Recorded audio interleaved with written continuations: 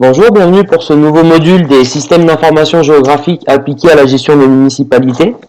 Donc dans ce module, on va voir comment travailler avec le menu carte.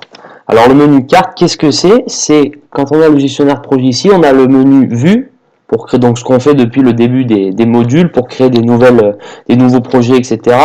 Table pour apporter des tableaux et carte. Donc carte, c'est pour finalement réaliser une production graphique avec d'une vue, avec une légende, une flèche du nord, un titre, un logo, etc. Donc on va voir comment marche ce menu. Donc la première chose, ça va être de créer une nouvelle vue. Et on va changer le système de projection. Donc je vais travailler pour ce module-là sur New York, encore une fois. Donc je vais utiliser le 26918, qui est le système de projection des États-Unis. Donc encore une fois, dépend des fichiers que vous utilisez, vous pouvez utiliser des systèmes, vous devez utiliser des systèmes de projection différents. Donc là j'ai bien changé mon système de référence et je vais ajouter mes couches. Alors mes couches, donc elles concernent New York. L'une concerne les neighborhoods, qui sont en gros les quartiers de New York, et la deuxième concerne les écoles publiques, donc public schools. Donc j'ai mon document avec les écoles et les neighborhoods. Donc je peux changer l'opacité des neighborhoods, augmenter un peu la transparence si je le souhaite. Mais la première chose que je vais faire, c'est de changer les couleurs pour les neighborhoods. Donc ce que je vais faire, c'est que je vais séparer la ville, enfin pas vraiment séparer, mais finalement représenter avec 5 couleurs différentes les différents boroughs de New York. Donc les boroughs, il y en a 5 qui sont assez connus, donc Staten Island, Manhattan, le Queens, Bronx et Brooklyn. Ce sont les 5 boroughs. Donc pour chaque borough, je vais définir une couleur différente. Donc pour cela, il faut aller dans catégorie, donc d'abord dans symbologie, dans les propriétés, symbologie, valeur unique, utiliser donc borough name, le champ borough name, combinaison de couleurs, donc on va en choisir une avec énormément de couleurs différentes, tout ajouter, et je vois donc que les 5 quartiers de New York sont ajoutés. Donc si on voit qu'il y a des couleurs trop proches, on peut changer la couleur. Donc par exemple pour Staten Island, je veux par exemple du jaune. OK, accepter. Et par exemple là, je trouve qu'il y a 2 verts un peu trop proches. Donc pour Manhattan, je peux utiliser par exemple du bleu, comme ceci. OK, accepter. Voilà, donc mes 5 boroughs de New York vont avoir 5 couleurs différentes. Donc appliquer et accepter. Donc je vois maintenant que j'ai mes 5 boroughs avec les 5 couleurs différentes. Donc ça donne un côté esthétique à la carte. Et c'est encore une fois à titre d'exemple, mais ça montre que on peut représenter beaucoup de données différentes avec différentes symbologies. On peut aussi ajouter un étiquetage au neighborhood. Donc pour cela, il faut aller dans propriété étiquetage, activer l'étiquetage.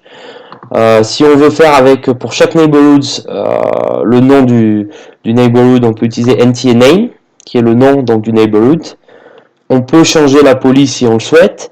Et il faut bien penser à utiliser l'unité mètre, car si on utilise l'unité pixel, ça va donner quelque chose sur la vue. Par contre, quand on va sortir à la production graphique, on aura quelque chose d'assez de pas clair finalement. Donc il vaut mieux mètre, et puis par exemple utiliser, on va dire 300 mètres. C'est à l'échelle réelle, hein, donc c'est vraiment à l'échelle de New York. Appliquer, accepter. Donc là c'est très petit, mais on voit que si on zoome, on a bien donc pour chaque neighborhood, on a le nom qui s'est ajouté. Voilà. On revient donc à New York.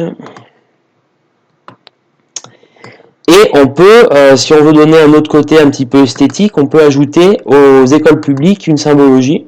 Donc pour cela, on clique droit sur New York Public Schools, propriété, symbologie, sélectionner symbole, et là on a les bibliothèques de symboles, on a OSM, qu'on avait importé lors du module 6 avec le module sur le gestionnaire d'extension. Donc OSM, on appuie sur le plus, et on a voilà encore une fois différentes catégories avec énormément de symboles. Donc pour les écoles, on peut choisir par exemple Education. On a donc voilà les infirmeries, les universités, etc. On peut choisir le premier School One pour les écoles. Taille, encore une fois, mètre.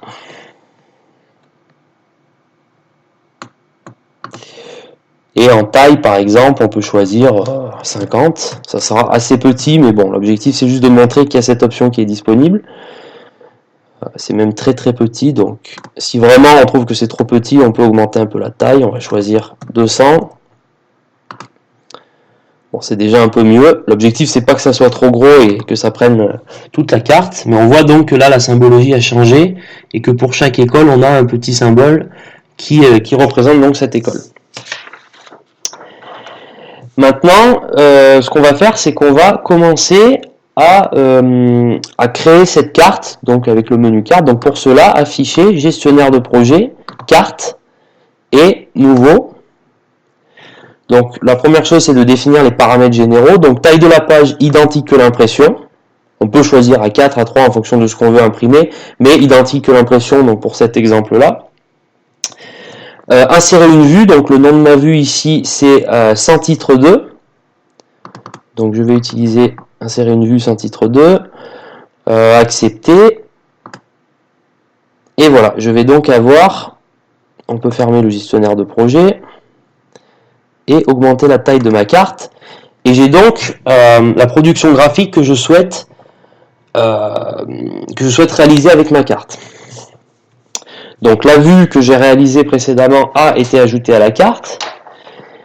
La première chose donc c'est de réduire un petit peu la taille pour pouvoir ajouter tous les éléments graphiques basiques d'une carte, donc la légende, le titre, la flèche du nord, etc. Il y a énormément d'éléments qu'on va voir juste après.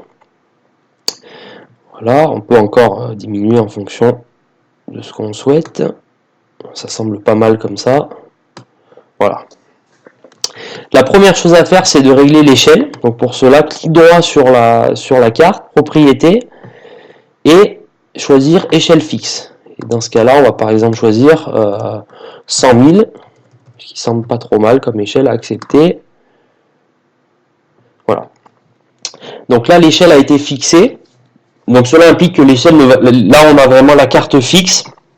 On a la vue qu'on va vouloir vraiment imprimer, la carte qu'on va vouloir imprimer, avec cette échelle fixe. Donc maintenant, on voit que si on rend la couche Neighborhoods active, on ne peut plus zoomer. Donc les fonctions zoom plus et zoom moins sont désactivées. Ça veut dire que c'est cette vue-là qu'on va vouloir imprimer. C'est pour ça qu'on a souhaité donc rendre cette échelle fixe. Il est possible d'ajouter une grille si on le souhaite aussi. Donc propriété, afficher la grille, configurer. Donc par exemple, on peut prendre 3 divisions horizontales et 3 divisions verticales, par exemple, accepter et accepter. Et on voit donc maintenant que cette grille, donc elle a été ajoutée. Par contre, on n'a pas défini, je n'ai pas défini donc le type de grille. Donc il faut bien définir ligne, car je n'avais pas défini, j'étais resté sur point. On peut aussi choisir des symboles, mais après ça peut rendre la carte compliquée à la lecture. Donc ligne, accepter et accepter.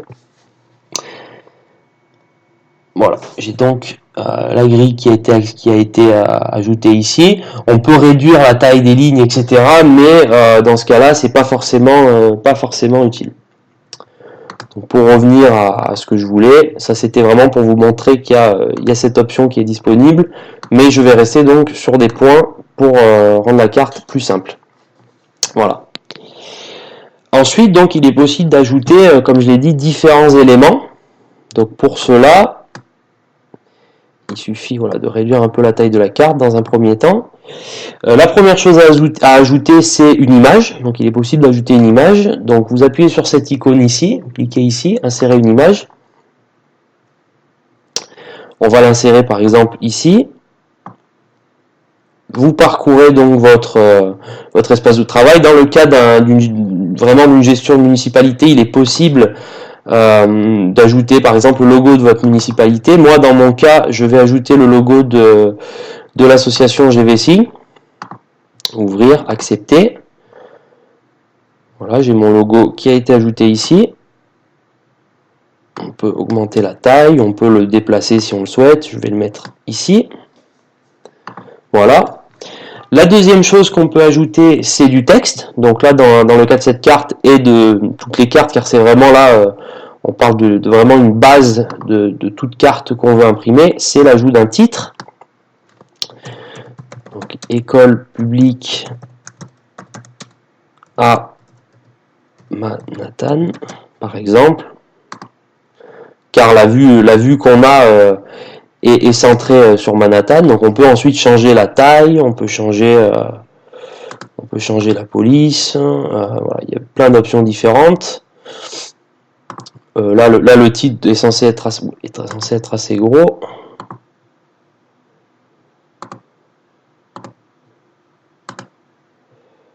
Voilà. On va rester sur un titre assez gros en taille, bien centré. Donc là, on parle vraiment d'éléments qui sont, je dirais, basiques sur la réalisation d'une carte à imprimer et à présenter, par exemple, à des communautés de communes. Ça peut être vraiment très utile d'utiliser toutes ces fonctionnalités. On peut ensuite insérer un localisateur si on le souhaite. Alors pour cela, la première chose, c'est d'afficher le gestionnaire de projet, de retourner sur la vue et d'ajouter donc sur la vue ce localisateur. Donc pour cela, il suffit d'appliquer sur clic droit New York Neighborhoods, ajouter un localisateur. Donc le localisateur va être ici. Et ensuite, retourner sur notre carte en cours de réalisation, ouvrir. Et on va donc pouvoir, avec cette icône-là, insérer une vue d'ensemble. On va l'insérer par ici. Accepter. On a donc notre localisateur qui est ici. Donc le localisateur, c'est un peu moins basique d'une carte, mais enfin ça peut toujours ajouter un côté, ça peut donner vraiment de l'intérêt à la carte et puis de la précision géographique pour voir vraiment sur quelle zone on se trouve. Ensuite, insérer une légende, ce qui est vraiment très important quand on réalise une carte. Donc pour cela, on va l'insérer par ici.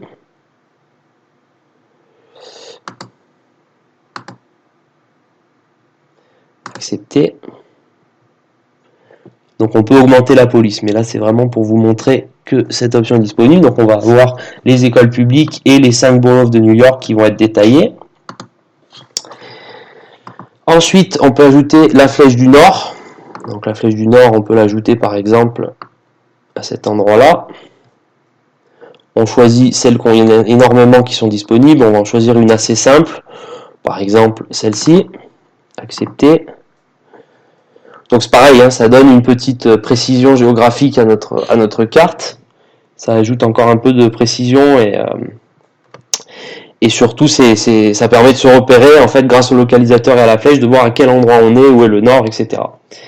Et enfin, on peut insérer une échelle.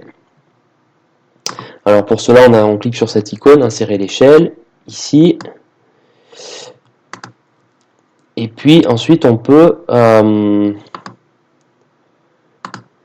voilà, comme ceci.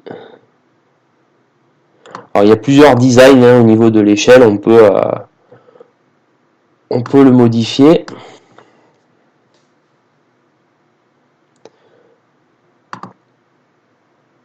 Si on va ensuite dans propriétés,